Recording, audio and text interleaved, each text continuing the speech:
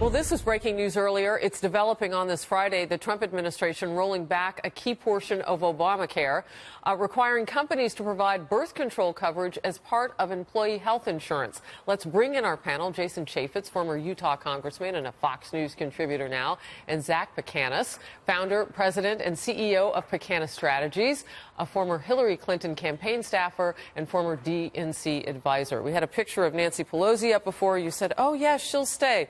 Dude, I don't know what it's like at your Christmas parties this year. But we'll see what happens. She's a very strong leader, and we're thrilled she's leading the And Jason, you said keep her there as long as possible.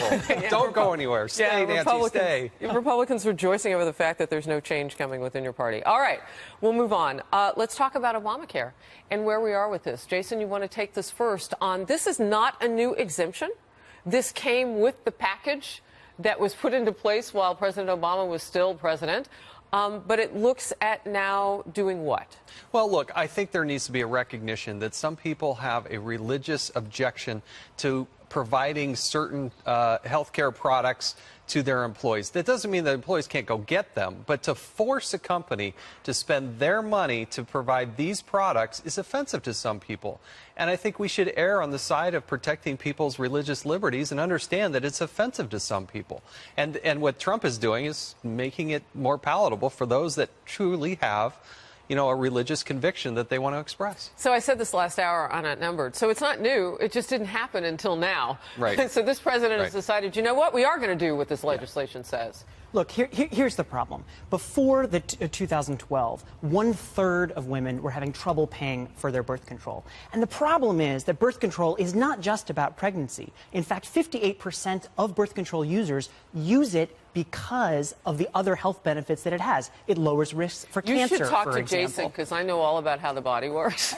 Yeah, well, Jason, you guys should face each other. 'Cause I'm like, the whole promise of Obamacare, as sold by Barack Obama, was President Obama. It was going to save $2,500 per person. You could keep your doctor. All these things that turned out to be true. So when it does cost more than $2,500, and we're talking about a very small sum of money, again, a religious conviction. That's in large part how our country was founded. But what you're missing is that this actually saves money. In the first year that this was enacted, it saved $1.8 billion of people spending money for birth control. Again, 58% You're trying of to people force somebody to spend money on something they have a religious conviction against. And as Harris pointed out, it's already in the legislation. It's just now finally being invoked. But here's the thing. If you and I didn't write the legislation. I voted against the legislation. So yeah, so that's a good point, Zach. Actually, so what would Democrats want to have happen now? You can't what are you going to do?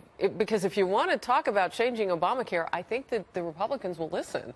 Yes. Well, if this you want to repeal it, I'll join you. I mean, we are actually talking about a change that President Trump is doing, and so he is making a change the way things are currently working. And the way things have been currently working is ensuring that all women have access to this birth control, which they need. That's not just for pregnancy. That is actually for health benefits like lowering the risk of cancer. And if you're interested in terms of the effects in terms of pregnancy, we are talking about the lowest levels of unintended pregnancies in the history of the United States, as well as the lowest number of abortions since they became legal in 1973. That is in large part because of this mandate. The fundamental problem is... Well, that's an interesting point. We don't want Washington, D.C. to be dictating to women what they should and should not do and what they have to pay for. It's not we want them, but it is. You're forcing an employer to have to pay for it. And all it's saying is... That's not forcing women. One of the problems with the Affordable Health Care Act, A, it's not affordable, but B, is there were hundreds of times in the piece of legislation that gave great latitude to the Secretary of Health and Human Services to make these kinds of decisions. All right, we're going to move on. That's the problem. Because we want to talk about more. We're going to have our power panel stay right here to talk about the proposed ban on bump stocks and what they had to do in Vegas with the guns that the killer used. Stay close.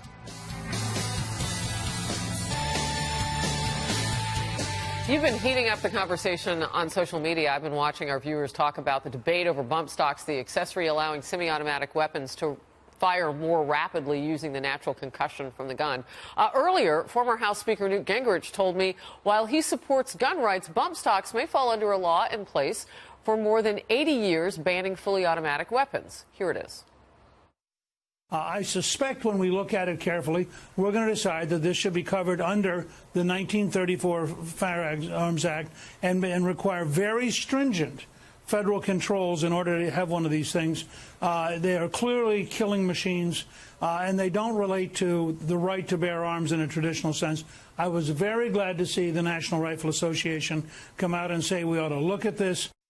Power Panel is back. Jason Chaffetz and Zach PETKANAS. Thank you, gentlemen. You know, one of the things that I'm learning, Jason, is that you could outlaw bump stocks. You could do whatever you want with them. People can probably make their own version of them. So, I mean, this could be a place where Republicans and Democrats could come together, but there's got to be more than that. Or does there? Well, I think if you have something where there is common ground, and we do agree as Democrats and Republicans to come together, take it. Take that victory. If you expand it and try to get everything under the sun, then you won't achieve what you actually have together. So if we agree on this, let's actually pass that piece of legislation and go to the next topic. And let's not miss the NRA getting involved in this. Yeah. I mean, that is huge, that they would come out and find a way to say we can review bump stocks and also honor the rights of gun owners in America. That's a thin line to walk.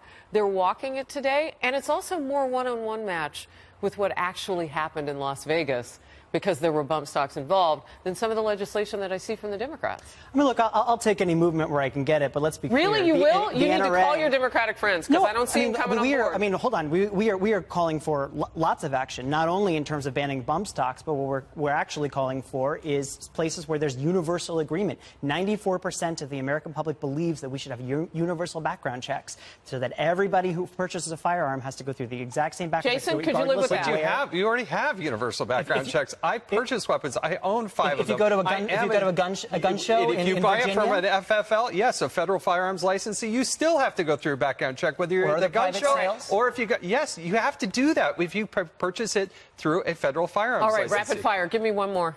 Where you think you have consensus? I think we need to make sure that all felons and terrorists, domestic abusers, they should not be allowed to get firearms. I don't think anybody disagrees with that. That's why they have what's called NICS, the National Instant Criminal Background Check. It needs fixing. There's a